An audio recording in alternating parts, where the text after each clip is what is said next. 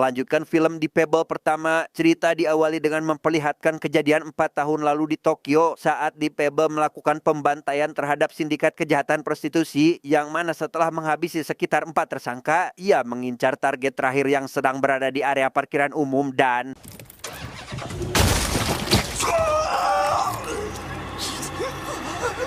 ya, target akhir pun berhasil dihabisi, namun mobil yang dikendarai oleh si target seketika hilang kendali, di mana di Fable yang melihat ada seorang gadis di dalamnya tak memiliki pilihan kecuali menyelamatkan gadis itu sampai akhirnya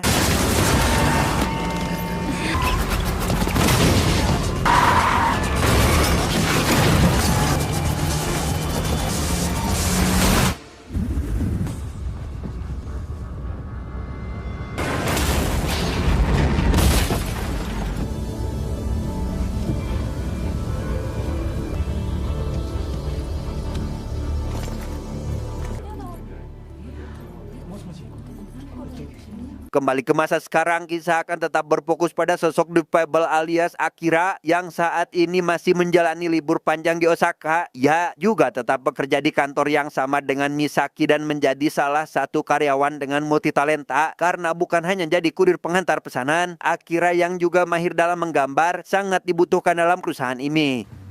自分の絵でいいならやってみて。お、よっしゃ。じゃあこれうまくいったらな、時給100円アップや。 Di tempat lain, lebih tepatnya sebuah acara seminar yang sedang berlangsung, seorang tokoh masyarakat bernama Utsubo yang tengah berbicara di hadapan banyak orang membahas terkait pentingnya peran orang tua dalam mengawasi anak, dan sebagai contoh yang patut diperhatikan, ia memperlihatkan seorang gadis bernama Hinako yang sempat diselamatkan oleh Deep Fable 4 tahun lalu, di mana Hinako kini mengalami kelumpuhan akibat dari kejadian tersebut.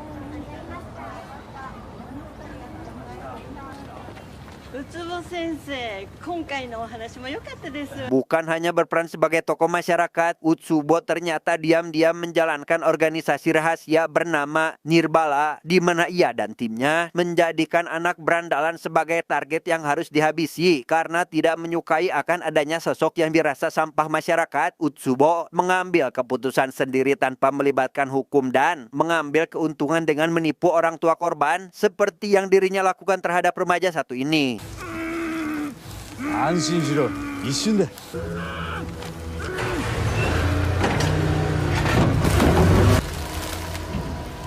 Dan mari saya perkenalkan satu persatu anggota dari organisasi Nirbala. Ada Suzuki Shigerengseng yang bertugas di bagian eksekusi, Isaki anggota baru yang saat ini telah direkrut karena berpengalaman dalam melacak, sedangkan Hinako sekedar jadi kedok untuk bahan seminar kemanusiaan sekaligus bahan pelampiasan beliau tatkala kesepian.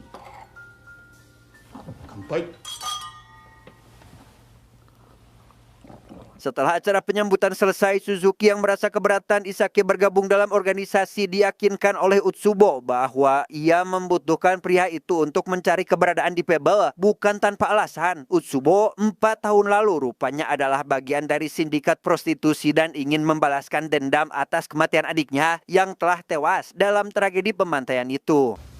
Isakiを入れたのはそれもあってだ。 Kembali pada Akira yang baru selesai mengantar pesanan, ia yang secara kebetulan melihat Hinako sedang melakukan terapi fisik seorang diri, merasa tidak asing pada gadis itu. Akira meyakinkan jika suatu saat Hinako pasti akan kembali bisa berjalan normal asalkan rutin melakukan terapi setiap hari. 面白いですか? 歩けるようになる。時間はかかるが。偽善? Tidak langsung pulang ke rumah, Akira mampir menemui Yoko terlebih dahulu untuk memberitahu terkait apa yang dirinya lihat barusan. Ia yang sudah bekerja dengan Yoko selama puluhan tahun mengetahui kelebihan rekannya itu yang memiliki daya ingat luar biasa, dan Akira ingin Yoko menyebutkan satu persatu kasus yang dirinya tangani 4 tahun lalu. 港区立体駐車場でその後車は暴走。現場付近に女の子がおっ。サバヒナコ16歳。 そうか。 Keesokan harinya Akira kembali menemui Hinako yang melakukan terapi fisik seperti biasa. Kali ini ia menyarankan gadis itu supaya mengikuti tahap terapi dimulai dari menggunakan tihang yang paling rendah. Namun alih-alih mendengarkan saran itu, Hinako yang merasa terganggu memilih pulang dan melaporkannya pada Suzuki. まずは低い方からやった方がいい。何偉そうに。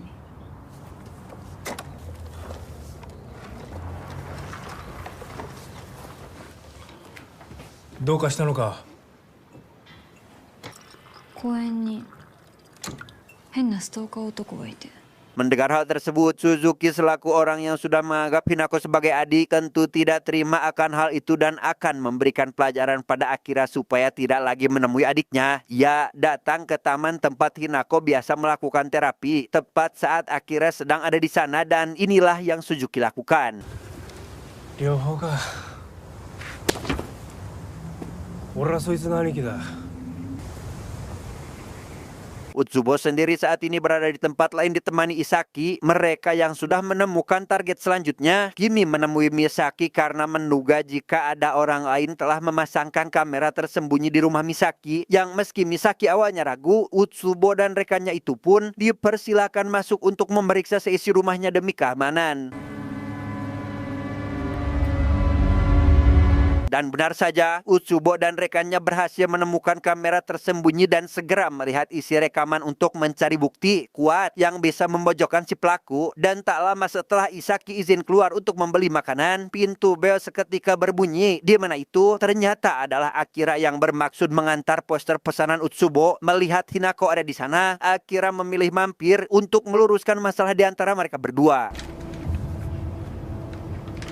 知り合いか？ Dengan fakta bahwa Hinako tinggal dengan Utsubo yang merupakan seorang penjahat, Akira kembali menemui Yoko dan menceritakan terkait apa yang ditemukan barusan. Ia memberitahu Yoko bahwa 4 tahun lalu Akira sebenarnya harus membunuh 6 orang target namun hanya sampai menghabisi 5 karena misi keburu dibatalkan. Di mana orang terakhir yang harus ia bunuh tiada lain dan tiada bukan adalah si Utsubo ini. やるべきなんかこれ。ダメ、中止になったんでしょ。 Karena Suzuki masuk dalam komplotan itu, Akira mengetahui jika pria tersebut bukan orang sembarangan, curiga jika organisasi Nirbala sebenarnya melakukan tindak kejahatan. Ia yang merasa perlu untuk mengatasi kasus ini diingatkan oleh Yoko agar tidak sampai melakukan pembunuhan, mengingat keberadaan mereka di Osaka yang saat ini masih dalam masa cuti. 変な組み合わせだ。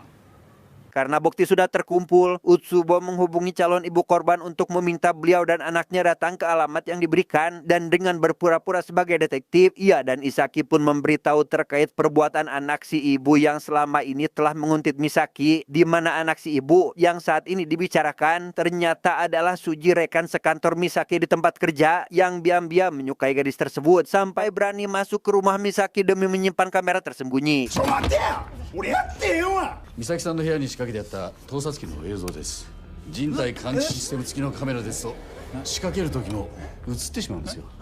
いやだからこれは。他にも風呂、トイレ、脱衣所まで計4カ所も。 Dan inilah tujuan Utsubo yang sebenarnya. Ia mengajukan cuan sebagai jalan damai jika tidak ingin masalah ini sampai ke pengadilan. Dan bukan hanya sekedar mencari untung, Utsubo yang mengetahui Suji akan frustasi akibat perbuatan yang telah dilakukannya. Ia akan menghabisi pemuda itu karena sudah pasti malu dan memilih pergi dari rumah. Sehingga kini tinggal menunggu waktu yang tepat untuk melakukan eksekusi.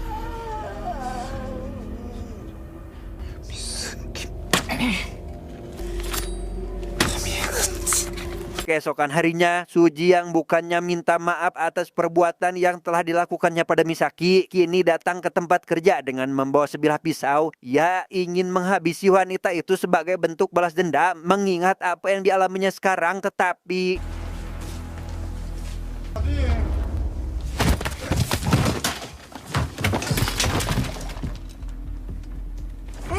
Dan ya, Akira berhasil menghentikan Suji tepat waktu di mana aksi barusan dilihat langsung oleh bosnya di tempat kerja. Dan untuk membuat Misaki tidak panik, ia mengarang cerita dengan mengatakan bahwa Suji berniat mencelakai dirinya. Di mana si bos yang mengerti akan tujuan Akira berbohong malah ikut melengkapi cerita tersebut.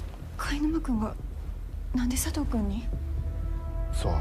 Karena Suji yang panik kini memilih pergi dari sana, Akira yang ingin mengetahui alasan Suji ingin mencelakai wanita itu segera melakukan pengejaran untuk menyusul. Namun saat akan turun melalui tangga, langkahnya seketika terhenti akibat kedatangan Suzuki yang kini menculik pria itu untuk dieksekusi.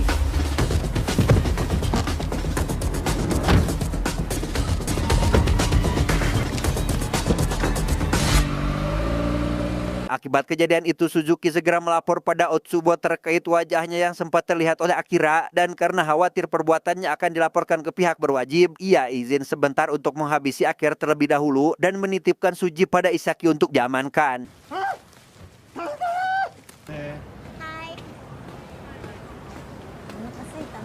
Belum jauh meninggalkan lokasi, Suzuki secara kebetulan bertemu langsung dengan Akira yang juga mencari keberadaannya. Ia yang awalnya akan mengancam pria itu supaya tidak ikut campur, justru malah mendapat ancaman balik di mana Akira hanya ingin Suji dikembalikan. Karena jika tidak, maka akan terjadi kekacauan yang tidak pernah Suzuki bayangkan.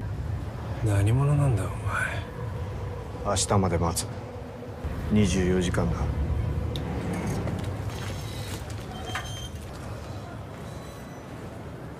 Sadar jika Akira bukanlah orang sembarangan, Suzuki yang ingin mengetahui latar belakang pria tersebut meminta bantuan Isaki agar menginterogasi Suji. Ia yang ingin mengetahui alamat rumah Akira hanya mendapat informasi terkait rumah Yoko, selaku adik Akira yang tinggal di asrama milik perusahaan Meguro. Mengetahui perusahaan itu sedang melindungi sosok pembunuh bayaran paling berbahaya, membuat Suzuki curiga jika Akira lah sosok pembunuh bayaran yang dimaksud. 確かマグロカンパニーの社宅っすよ。 マグロカンパニー？ Sementara Suji berusaha kabur saat Isaki sedang lengah, kita akan dialihkan pada Yoko yang kini mendapat tamu tadi undang. Siapa lagi jika bukan Suzuki, ia yang mendapat todongan pistol dan interogasi terkait siapa Akira yang sebenarnya, sama sekali tidak menunjukkan raut wajah ketakutan dan justru mengingatkan Suzuki jika kini dirinya sedang berurusan dengan orang yang salah karena ternyata この銃取れるなら取ってみろよ。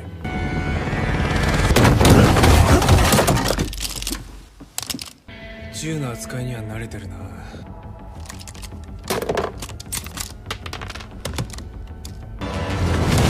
Dan ya, di luar dugaan, Yoko ternyata juga ahli dalam bertarung dan hanya membutuhkan waktu 8 detik untuk mengalahkan Suzuki. Hingga pada malam harinya, Akira yang melihat Suzuki sudah dalam kondisi terikat dengan santainya menginterogasi pria tersebut dengan menanyakan apa tujuannya datang ke tempat ini.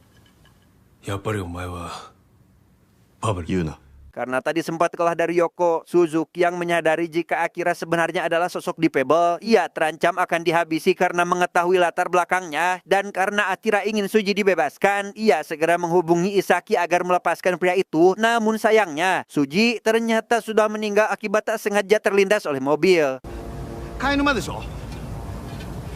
いやなんか飼い沼死んだっぽいです。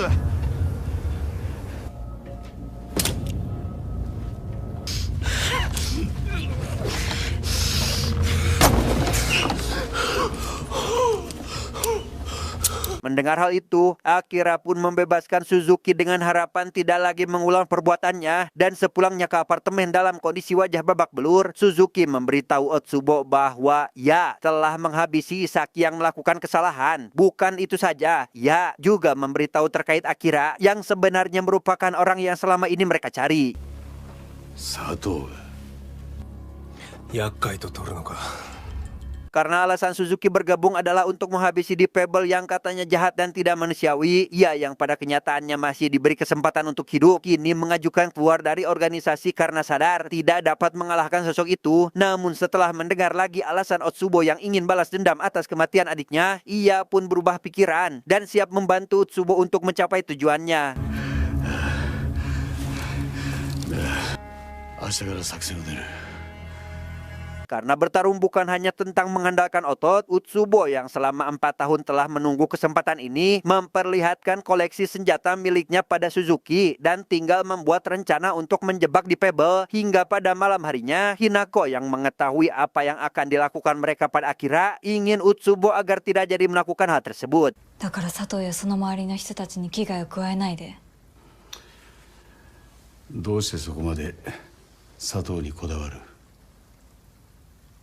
実は Hinako yang menganggap akar permasalahan berawal dari dirinya yang merasa terganggu diberitahu oleh Otsubo bahwa pelaku atas kematian orang tua Hinako yang tewas tidak lain dan tidak bukan juga adalah perbuatan Akira alias difabel, entah asli atau hanya sekedar dibuat-buat. Hinako yang ternyata selama ini ingin membalaskan dendam atas kematian orang tuanya pun percaya dengan apa yang dikatakan oleh si Otsubo ini.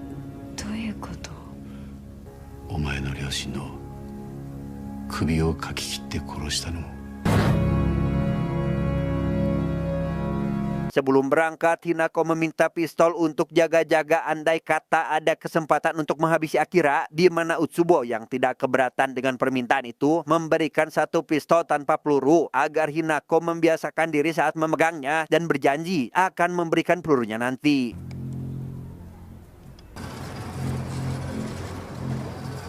Karena rencana dan jebakan telah dipersiapkan, Utsubo segera menghubungi Akira agar datang menemuinya ke apartemen yang dengan mengatakan bahwa ini menyangkut keselamatan Hinako, Akira pun langsung menyetujuinya. 平子の今後について話そう。1時間後に事務所に来てくれ。分かった。 Curiga jika ini hanya sebuah jebakan, Yoko yang khawatir akan keselamatan Akira mengajukan diri untuk ikut dengannya karena meski keberadaannya nanti belum tentu dibutuhkan, tapi setidaknya Yoko dapat membantu jika Akira membutuhkan bantuan. 罠だって分かっててお兄ちゃん一人行かせられないでしょ。 Setibanya di lokasi, Yoko menunggu di dalam mobil sedangkan Akira akan menemui Utsubo seorang diri yang dalam perjalanan menuju ke kamar pria itu, Akira diawasi oleh Suzuki dari kejauhan, lebih tepatnya di salah satu atap gedung yang tidak jauh dari lokasi, yang ketika Akira membuka pintu, ia menyadari jika pintu tersebut telah dipasangi sensor pemicu ledakan sehingga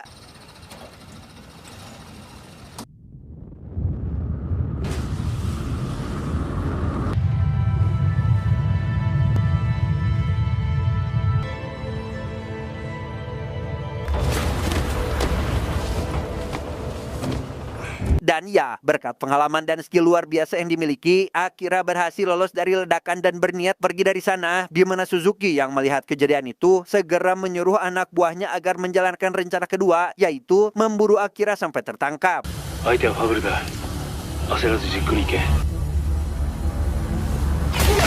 Bukan hanya harus mengalahkan jumlah musuh yang tidak sedikit, Akira juga dibuat kerepotan oleh sniper yang mengincarnya dari kejauhan, tetapi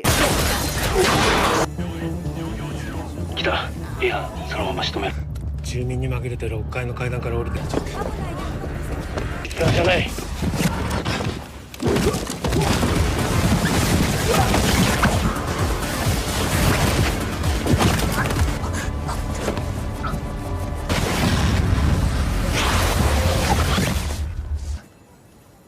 Meski berhasil keluar dari apartemen, Akira yang kembali dihubungi oleh Utsubo terpaksa harus naik lagi ke lantai atas demi menyelamatkan bocah yang terancam dalam bahaya. Ia meminta bantuan Yoko agar mengatasi si sniper agar dirinya bisa bergerak lebih leluasa dan...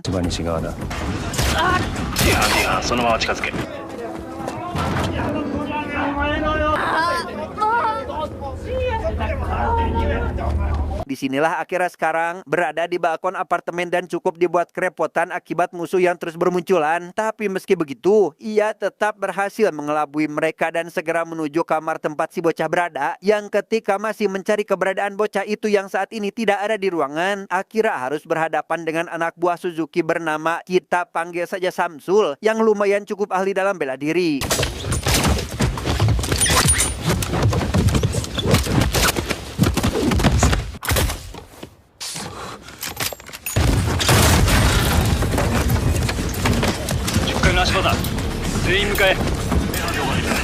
Dalam kondisi terdesak itulah, Yoko menumbangkan si sniper tepat waktu dan memberitahu Akira terkait keberadaan si bocah, sehingga Akira yang mendengar bocah itu sedang dalam bahaya terpaksa harus berbuat nekat dengan cara meledakkan bagian bawah balkon menggunakan satu buah granat sampai akhirnya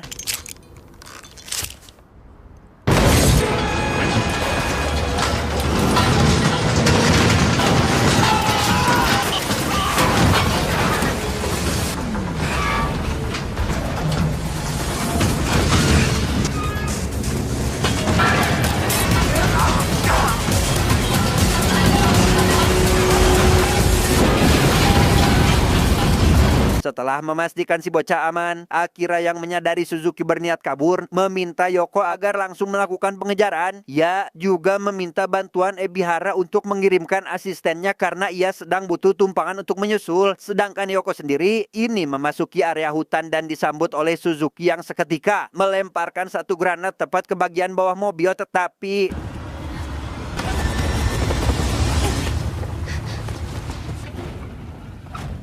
Dan ya, itu tidak lebih dari hanya granat palsu dan Yoko telah melakukan kesalahan karena tidak dapat membedakannya. Sehingga ia yang harus pasrah mengikuti keinginan Suzuki kini dibawa ke lokasi tempat Utsubo biasa menguburkan jasad korbannya dan diikat kuat pada 2 batang pohon. Sambil menunggu Akira datang, Utsubo memberikan peluru sesuai janji pada Hinako. Ia menyuruhnya belajar menembak dengan Yoko sebagai target bidikan. Namun tebak siapa yang justru Hinako tembak? Hinako.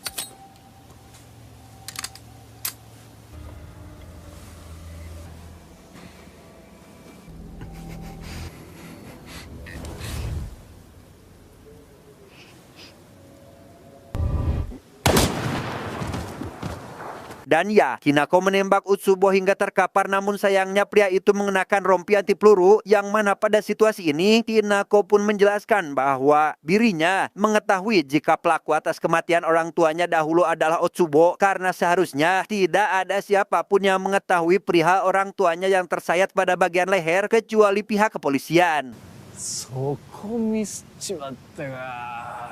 Karena kebohongannya sudah terlanjur diketahui, Utsubo langsung mengakui kesalahan dan jujur melakukan itu semua demi membuat Hinako takut dan tidak membongkar sindikat kejahatan prostitusi pada pihak berwajib. Bukan hanya itu, ia juga sengaja membangun organisasi Nirbala untuk mendekati Hinako demi memastikan semuanya tetap aman terkendali. Mendengar pengakuan tersebut, Hinako yang tidak dapat membendung emosi memaksakan tubuhnya untuk bisa tegak berdiri. Ia perlahan mulai berjalan mendekati Utsubo demi bisa menembaknya dari jarak dekat, tetapi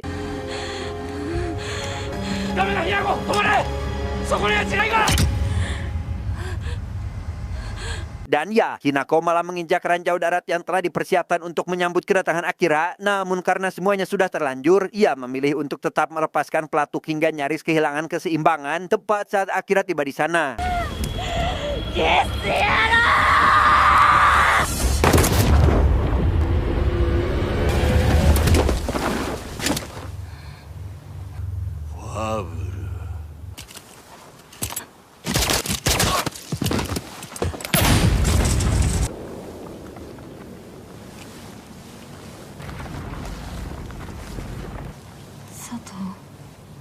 Demi menyelamatkan Hinako, Akira meminta bantuan Suzuki untuk memanfaatkan bulldozer demi menahan dampak ledakan Raja Darat. Ia akan menarik kaki Hinako secepat mungkin saat nanti ledakan terjadi, di mana Suzuki yang awalnya menolak tidak memiliki pilihan karena ingin menyelamatkan wanita yang sudah dianggapnya sebagai adik sendiri dan...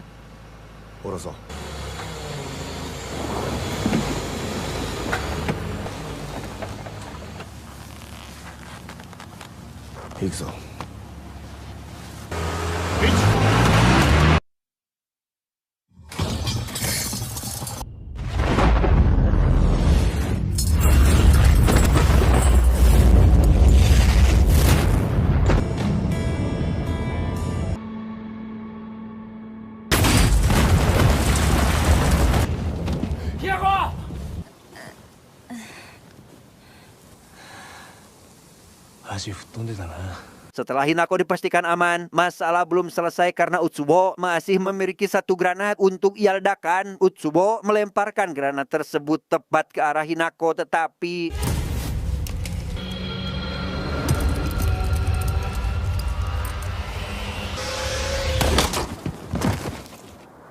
beruntung, itu tidak lebih dari hanya sekedar granat mainan karena Utsubo ingin ada orang yang menembaknya. Dan setelah semua ini benar-benar berakhir, Akira akhirnya dapat kembali menjalani kehidupan normal seperti bekerja dan menjalankan rutinitas yang seharusnya ia lakukan selama cuti. Hingga selang beberapa hari berlalu, ia mendapat surat kiriman dari Hinako yang ingin berterima kasih dan berharap dapat kembali bertemu jika dirinya sudah bisa berjalan. Sayonara. お元気で。